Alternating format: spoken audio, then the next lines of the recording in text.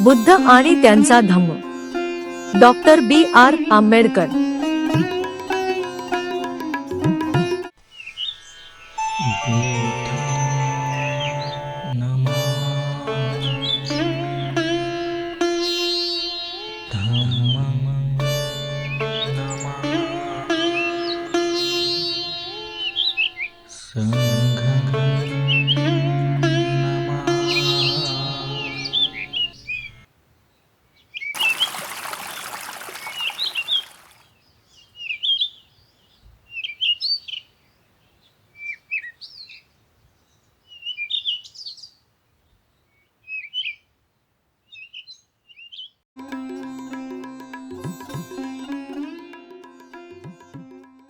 भाग 6. बुद्ध आणि त्याचे समकालीन.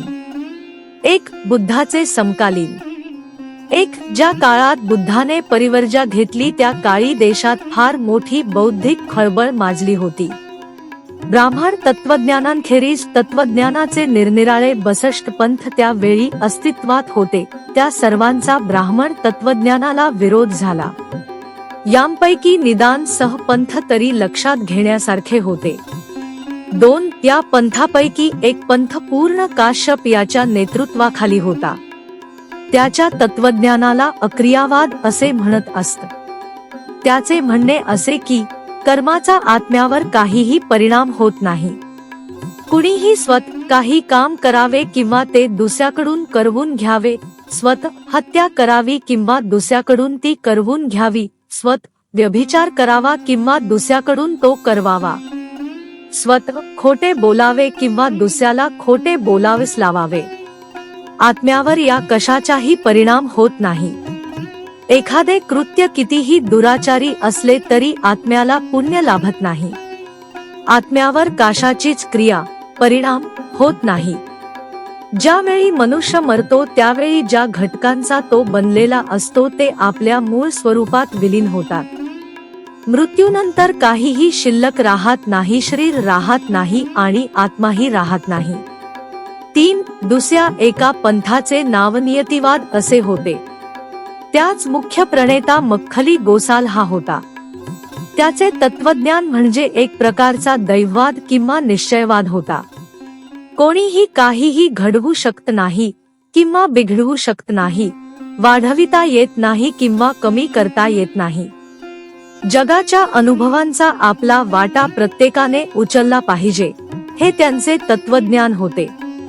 4. तिसऱ्या पंथाचे नाव उच्छेदवाद असे होते. अजित केशकंबल हा त्याचा मुख्य प्रणेता होय. त्याचे तत्वज्ञान म्हणजे एक प्रकारचा विनाशवाद होता. यज्ञ किंवा होम याला काहीही अर्थ नाही. आत्म्याला स्वतःच्या कृत्यासाठी भोगावे लागणारी किंवा उपभोगाव्यास मिळणारी सुखदुःखाची फळे किंवा परिणाम असला काहीही प्रकार नाही. स्वर्ग नाही की नरक नाही. जगातील दुःखच्या काही मूलतत्वांपासून मनुष्य बनला आहे. आत्मा ते टाळू शकत नाही. जगातल्या कोणत्याही दुःखातून आत्म्याची सुटका होऊ शकत नाही. या दुःखाचा अंत आपोआप होणार आहे. महाकल्पांतील जन्मरणाच्या 84 लक्ष योनीच्या फेयातून आत्म्याला गेलेच पाहिजे. त्यानंतरच आत्म्याच्या दुःखाचा अंत होईल. त्यापूर्वी होणार नाही किंवा दुसऱ्या कोणत्या उपायानेही होणार नाही. 5. चौथ्या पंथाचे नाव अन्योन्यवाद असे होते. या पंथाचा प्रमुख पकुध कच्चायन हा होता. त्याचे म्हणणे असे की जीव हा पृथ्वी, आपू, तेज, वायू, सुख, दुःख आणि आत्मा या सप्त महाभूतांचा बनलेला असतो. यांपैकी कोणतेही दुसऱ्यावर अवलंबून नसते. त्यांचा एकमेकांवर परिणामही होत नाही. ती स्वयंभू आणि शाश्वत आहेत. त्यांचा कशानेही नाश होऊ करीत नाही. जर एखाद्याने माणसाचे डोके उडविले तर तो त्याला ठार करीत नाही. शस्त्र सप्तमहाभूतात प्रवेश करते, एवढाच त्याचा अर्थ समजाव्याचा. 6. संजय बेलपुत्ताचा स्वतःचा एक पंथ होता. त्याचे नाव विक्षेपवाद. हा एक प्रकारचा संशयवाद होता. संजय बेलपुत्ता म्हणतो जर एखाद्याने मला स्वर्ग आहे काय असे विचारले आणि तो आहे असे मला वाटले तर मी होय म्हणेन, पण तो नाही असे मला वाटले तर मी नाही म्हणेन। मानव प्राणी निर्माण केले गेले काय? माणसाला त्याच्या व्यावहारिक कृत्याची फळे भोगावी लागतात काय? आणि मृत्यूनंतर आत्मा अस्तित्वात आहे काय? असे जर मला कोणी विचारले तर मी या सर्वांना नकारात्मक उत्तर देईन, कारण त्याचे अस्तित्व आहे असे मला वाटत नाही। याप्रमाणे संजय बेलपुत्ताने आपल्या तत्वज्ञानाचे सार सांगितले।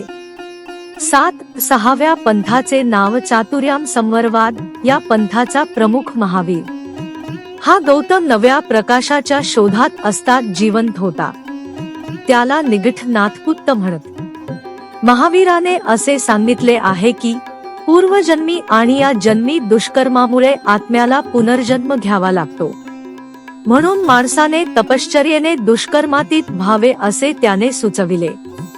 या जन्मात दुष्कर्मे टाळण्यासाठी चातुर्याम धर्माचे म्हणजे 4 नियमांचे पालन करावे असे महावीराने सांगितले। ते 4 नियम पुढील प्रमाणे: 1. हिंसा न करणे, 2. चोरी न करणे, 3. खोटे न बोलणे आणि 4. मालमत्ता न करणे आणि ब्रह्मचर्य पाळणे। 2. समकालीनाम विषयी बुद्धाची वृत्ती। 1. नव्या तत्ववेत्यांची शिकवण बुद्धाने स्वीकारली नाही। 2. त्यांच्या शिकवणुकीला त्याने दिलेली अमान्यता अकारण नव्हती, ती म्हणतो। 3. पूर्ण काश्यप किंवा पकुध कच्चायन यांचे तत्वज्ञान खरे मानले तर किनीही वाटेल ती वाईट गोष्ट करू शकेल किंवा कोणताही उपद्रव देऊ शकेल। एखादा मनुष्य तर कोणतीही सामाजिक जबाबदारी स्वीकारता किंवा सामाजिक परिणाम भोगता दुसऱ्याची हत्या करण्याइतकीही मजल मारू शकेल। 4. जर मग खलीगोसलाचे तत्वज्ञान खरे मानले तर मनुष्य दैवाचा गुलाम बनेल, तो स्वतःला मुक्त करू शकणार नाही। 5. अजित केशकंबलाचे तत्वज्ञान खरे मानले तर मनुष्य फक्त खाणे पिणे व मजा करणे एवढ्याच गोष्टी करू मानले। 6. संजय बेलपुत्ताचे तत्वज्ञान खरे मानले तर माणसाला भटक्याचे जीवन जगावे लागेल आणि त्याला जीवनाचे निश्चित तत्वज्ञानच असणार नाही। 7. निगठ नाथपुत्ताचे तत्वज्ञान खरे मानले तर माणसाला आपले जीवन संन्यास व तपश्चर्या यांनाच वाहावे लागेल आणि मग त्याच्या सगळ्या सहज प्रवृत्ती व कामना यांचा बिमोड होऊन त्याला संपूर्ण दास्य पत्करावे लागेल। 8. याप्रमाणे तत्वज्ञान्यांनी सुचविलेला कोणताही जीवनमार्ग बुद्धाला पटला नाही। हताश, असहाय्य आणि अविचारी माणसांचे हे विचार आहेत असेच त्याला वाटले, म्हणून त्याने या बाबतीत अन्यत्र प्रकाशाचा शोध घेण्याचे ठरविले।